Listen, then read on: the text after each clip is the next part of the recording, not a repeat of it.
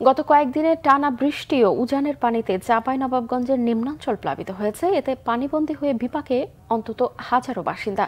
জলাবদ্ধতার কারণে ক্ষতিগ্রস্ত ফসলি জমি। তবে ৩-৪ দিনের মধ্যেই পানি নেমে যাবে বলে আশা করছে পানি উন্নয়ন বোর্ড। এদিকে কুড়িগ্রামের ব্রহ্মপুত্র ও দুধকুমার নদীর ভাঙন অব্যাহত রয়েছে। স্কুল সহ বাড়িঘর ভাঙনের শঙ্কায় আতঙ্কে কাটছে এলাকাবাসীর দিনরাত। প্রতিনিধিদের পাঠানো তথ্য ও ভিডিওতে ডেস্ক রিপোর্ট।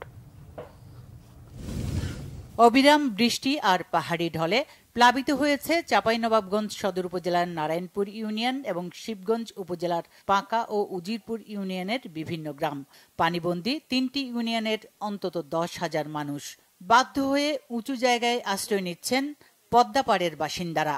জলাবদ্ধতার কারণে বন্ধ কয়েকটি স্কুল, ভেঙে পড়েছে যাতায়াত ব্যবস্থা। পানিতে তলিয়ে গেছে চরাঞ্চলের অন্তত 1,500 বিঘার জমির ধান ও আখ। দুশ্চিন্তায় চরাঞ্চল ও পদ্মাপাড়ের বাসিন্দারা। কালাই টালাই খায়া নদীতে বালু টালু পড়ে যেগুলা ছিল ওগুলা নাইমা গেল, কিছু বালু পড়ে শেষ, জমি শেষ, তাহলে সব শেষ।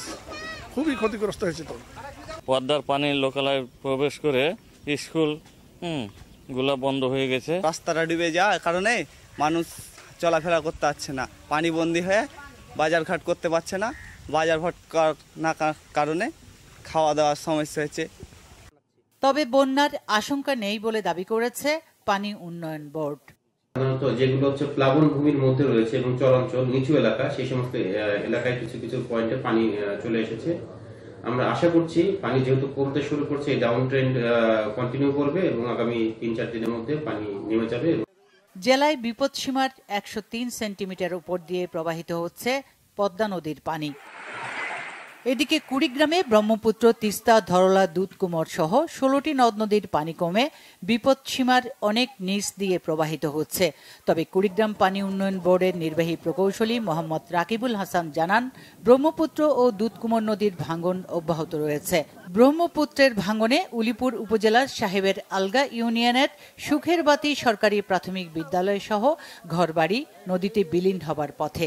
এদিকে ভুরুঙ্গামারী উপজেলার শিলখুড়ি ইউনিয়নে 1 কিলোমিটার এলাকা জুড়ে দুধকুমার নদীর ভাঙন অব্যাহত রয়েছে। ভাঙনে এরই মধ্যে কয়েক একর ফসলি জমি নদীগর্ভে বিলীন হয়েছে। সুচরিতা সূচি, বাংলা ভিশন নিউজ ডেস্ক।